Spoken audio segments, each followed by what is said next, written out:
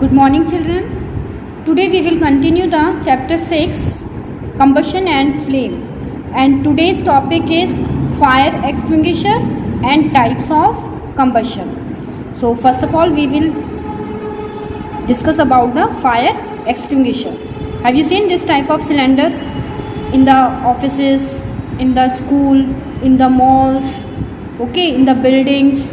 This equipment is used to extinguish the fire. Fire को बुझाने के लिए यूज किया जाता है और इसको क्या बोलते हैं? Fire extinguisher.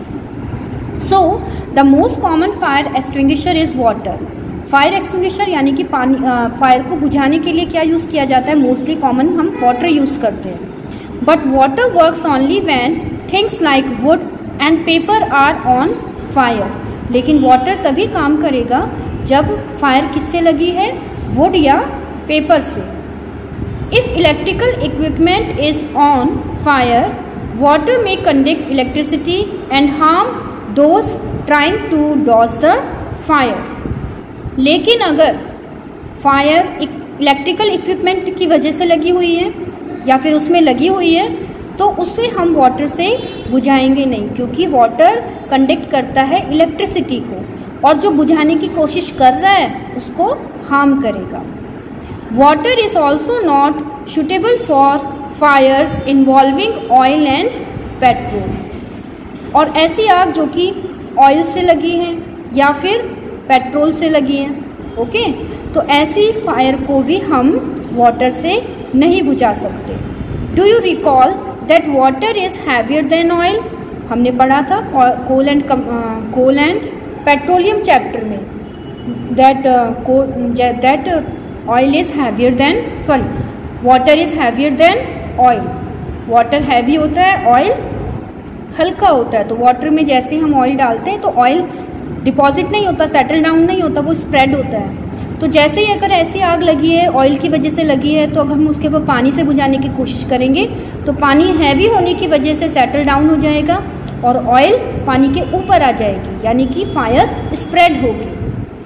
For fires involving electrical equipments and inflammable materials like petrol, carbon dioxide is the best extinguisher.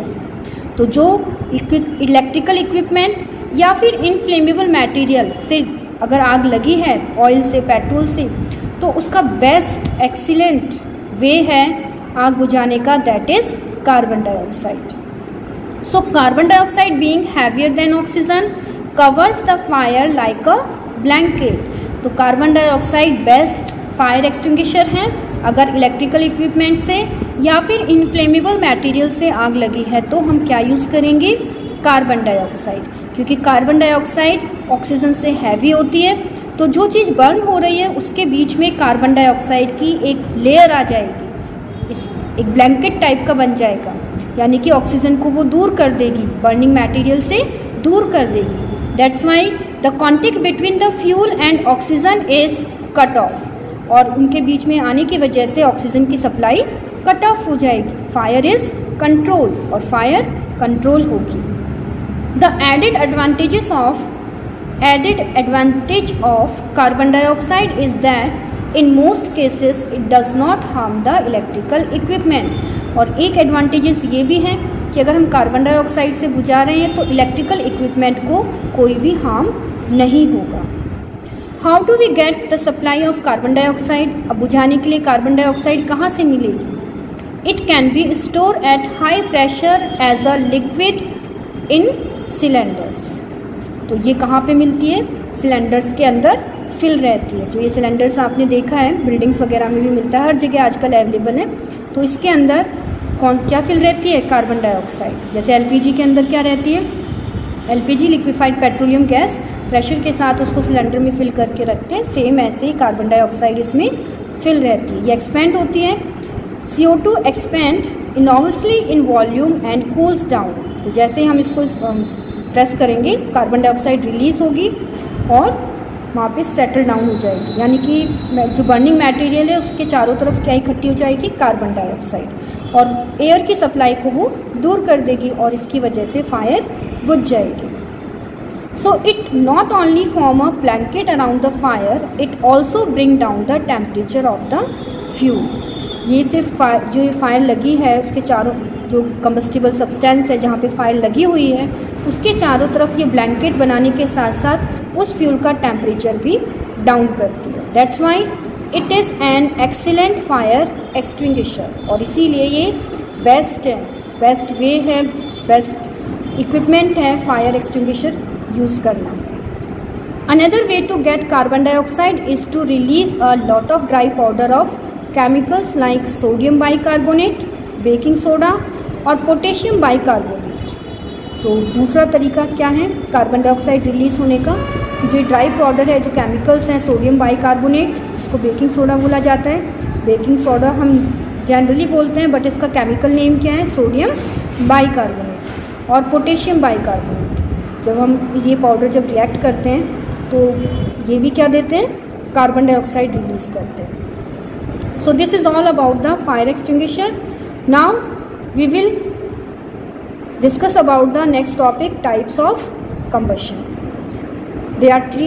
Combustion means burning of the substance. It is a chemical process in which a substance burns and produce the heat and light energy. There are three types of combustion: rapid combustion, spontaneous and explosive. So here an activity that is bring up burning matchstick or a gas lighter near a gas stove in the kitchen and turn on the knob of the gas stove. What do you observe? आप जैसे ही burning match stick लेके जाते हैं gas stove के पास या फिर lighter लेके जाते हैं तो लाइटर में देखो स्पार्क निकलती है, कोई फ्लेम प्रोड्यूस नहीं होता. और तब भी जैसे ही आप गैस स्टोव का नोब ऑन करते हैं गैस रिलीज होती है तो वो गैस क्या करेगी? कैच कर लेती है फायर. तो इस टाइप का कंबशन जिसमें कि rapidly heat and light energy produce हो रही है और जो गैस है वो एकदम से कैच कर रही है फायर को, इस टाइप के कंबशन को बोला जाता है rapid combustion.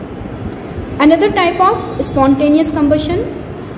In metals, non metals, you have already study about the phosphorus and this phosphorus is very reactive and when we keep the phosphorus at room temperature it automatically catch the fire and start burning. अपने आप ही वो fire को catch कर लेता है और burning शुरू हो जाती है. तो इस टाइप के कंबशन को जिसमें सडनली अपने आप मटेरियल फायर को कैच कर लेता है, इस टाइप के कंबशन को बोला जाता है स्पॉन्टेनियस कंबशन.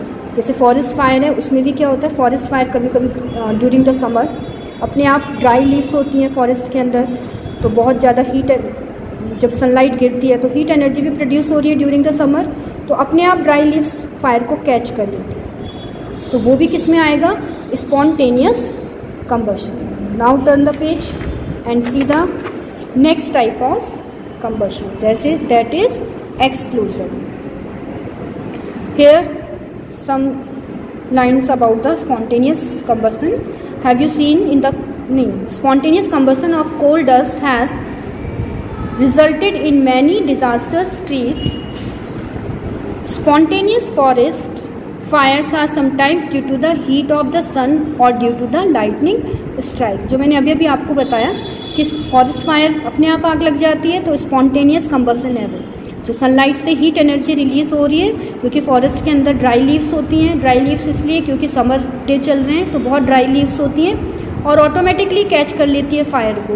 इस टाइप के कंबशन को क्या बोलेंगे? Spontaneous combustion.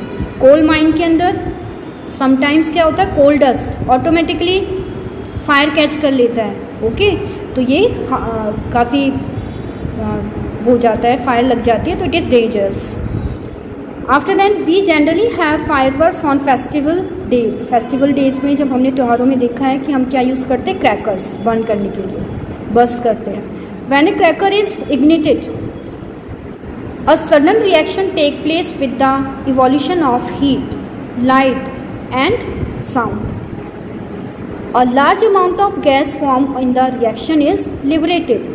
Such a reaction is called explosion, and explosion can also take place if pressure is applied on the crackers. तो जो क्रैकर्स को देखो अपने आप नहीं बस्ट होता, वो उसको क्या करते हैं? या तो हम स्ट्राइक करेंगे, किसी चीज़ से रब करेंगे, या फिर उसके पास थोड़ा सा उसको इग्निटेड करेंगे. इग्निटेड का मतलब उसको थोड़ा सा हीट प्रोवाइड करेंगे. तभी उसके अंदर जो केमिकल होता है उसमें रिएक्शन होगी और वो बस्ट करेगा और क्या प्रोड्यूस होगी, हीट। आपने देखा होगा जब ब्लास्ट होता है, कोई भी क्रैकर ब्लास्ट होता है तो उसमें से हीट निकलती है, लाइट भी निकलती है, चमक निकलती है ना। तभी तो अच्छा लगता है आप लोगों को क्रैकर से खेलना, क्योंकि उसमें स्पार्क निकलता है, लाइट निकलती है और हीट प्रोड्यूस होती है और साउंड भी प्रोड्यूस होता है, ब्लास्टिंग साउंड भी आप सुनते हो और बहुत सारी हीट भी रिलीज होती है। तो इस मेथड को क्या बोला जाता है, explosion. Okay, so children read this 2 topics, fire extinguisher and types of combustion from your book, and today's work is question number 6, 7 and 8 we will do in the notebook. Okay, now children, do question number 6. Make a label diagram of a candle flame. You have to make the diagram that showing the different zones of the candle flame. Now question number 7, name the unit in which the calorific value of a fuel is expressed. And the answer is the calorific value of a fuel is expressed in a unit called kilojoule per kg. And question number 8, explain how carbon dioxide is able to control fires.